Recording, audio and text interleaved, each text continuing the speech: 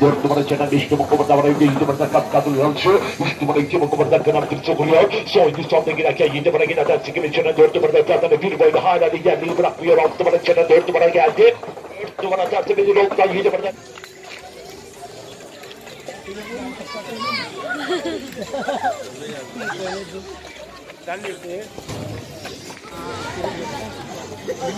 Ginagawa mo.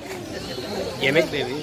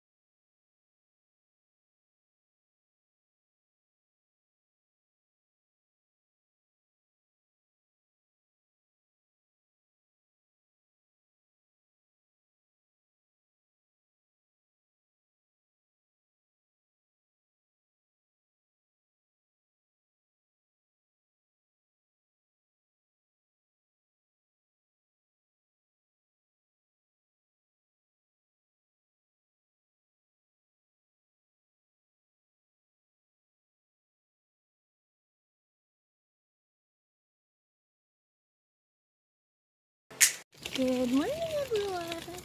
So, we are on the beach. Kami lang, tatlo. Wala kaming ibang kasama. And, kaya wala kaming kasama ngayon kasi it's 7:30 in the morning.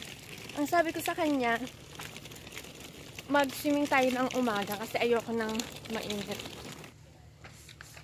So, ayan, we came from here and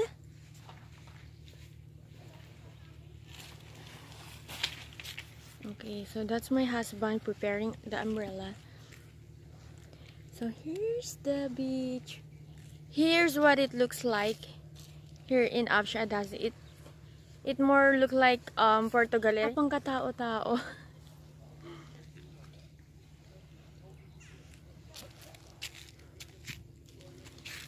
Yaren! Alam nyo ba guys, normally guys, pag hapon punong-puno to, parang halos hindi ka hindi mo mahulugan ng karayom sa sobrang punong-puno niya.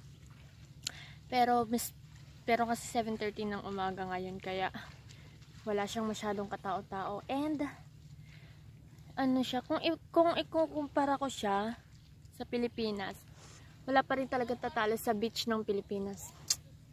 Sa Boracay, sa Palawan. Ito parang ano siya, more on, hindi siya Boracay, more on ano siya, on Puerto Galera. Hindi siya white beach. Walang mga jet ski, meron isang peraso lang. Walang mga tourist ano dito. Hindi katulad pag pumunta ka ng Boracay, may mga ATV, may mga cave kang pupuntahan. Pero dito wala. Pupunta ka dito, ano to siya, para siyang isang island lang. Pupunta ka dito, magsiswimming ka lang, ayun ang gagawin mo. Swimming, kain, ganun lang. Wala ka ng ibang activities. Hindi katulad sa Boracay, maraming activities. Sa Puerto Galera, maraming activities. Dito, wala. May mga activities dito, kagabi lang namin nalaman, which is last day na namin ngayon. And kagabi lang namin nalaman na may mga activities. Yung activities like banana lang, yung mga banana. Pero yung sabi mong tour, island hopping, wala silang mga island hopping dito. Normally guys, pag pumunta kami dito, kasama namin yung ate niya, yung kuya niya, yung pamilya niya. Ate niya, yung kuya niya, yung mga pamangkin niya, pero ngayon kami lang.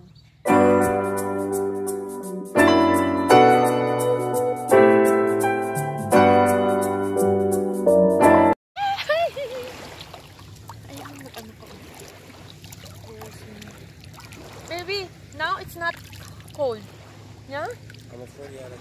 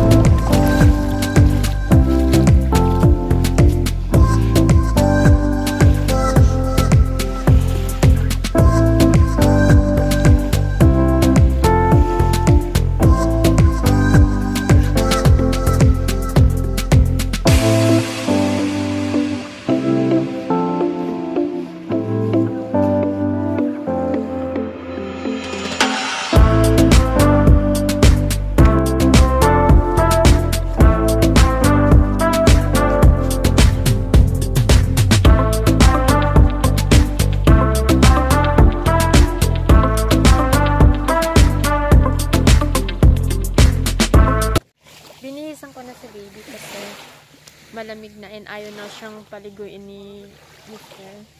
And padami na ng padami yung mga tao dito. Alam nyo ba guys?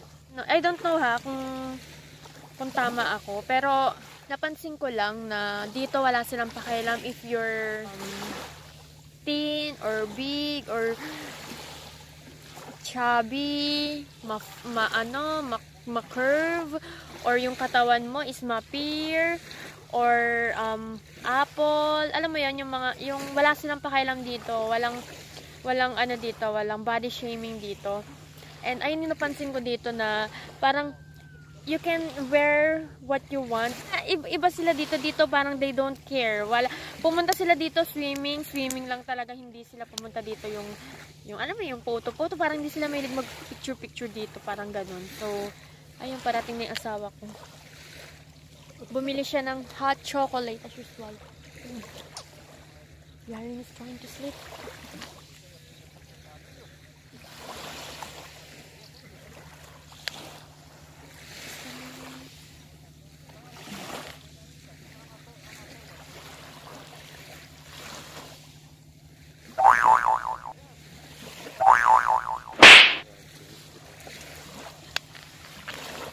Thank you, Ashton. Everything is meat pen. Huh? Ne?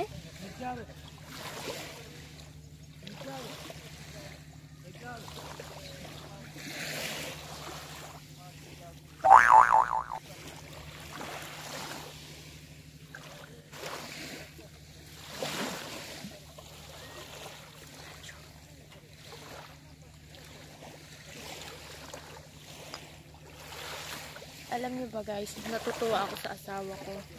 As in, sobrang natutuwa ako. May nangyari sa amin parang 2 days ago. May hindi magandang nangyari. And I don't wanna discuss about that. I don't wanna share negative in my videos. Naiiyak ako. Then natutuwa ako sa kanya kasi napakabuti niya talaga. Iyak ako. Kahit ang bad ko talaga. Laki ng difference namin. Natutuwa lang ako. Kasi napakabuti niya. Iyak ako. Kasi that's real. Totoo mabuti talaga siya. And, ayun, I'm happy lang kasi naayos namin yun. And, ayun, naantay ko siya, bumili siya ng Smith.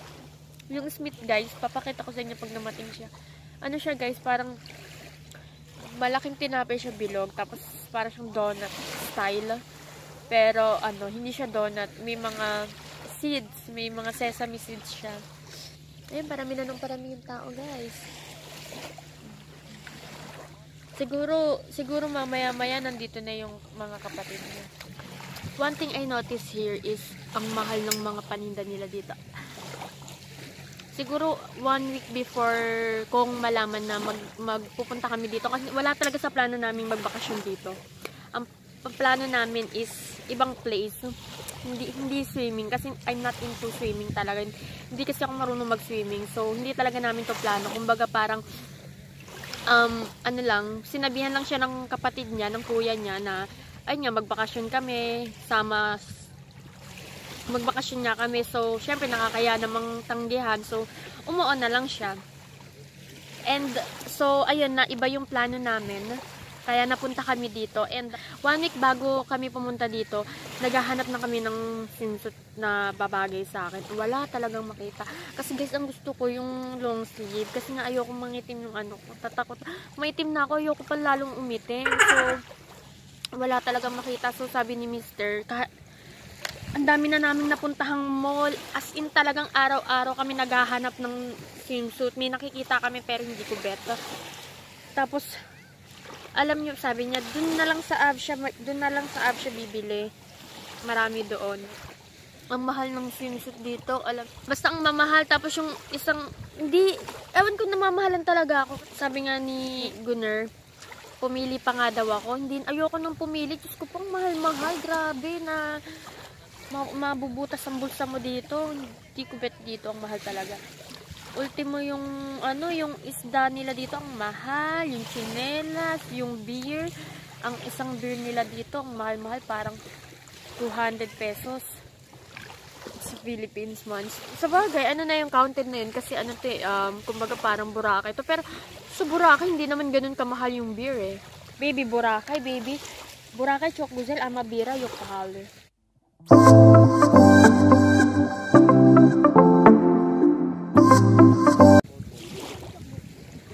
Ginagawa mo!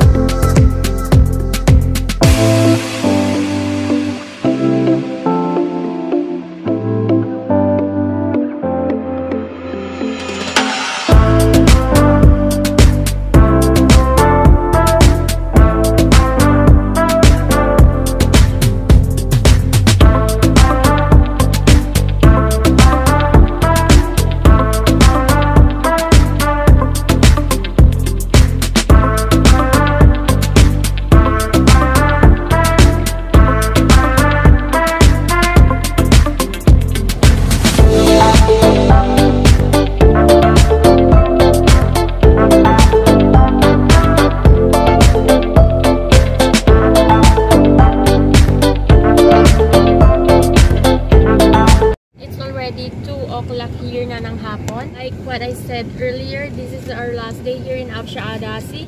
Lilibutin namin yung buong Absha Adasi tour, baby. Yeah? Actually, kami lang dapat 3. Kaya lang kasi gusto sumama ng kuya niya. So, ayun, sinama na namin.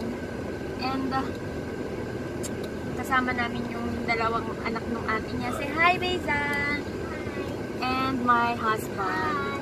My pogi husband. Hi, say hi, baby. Hi, my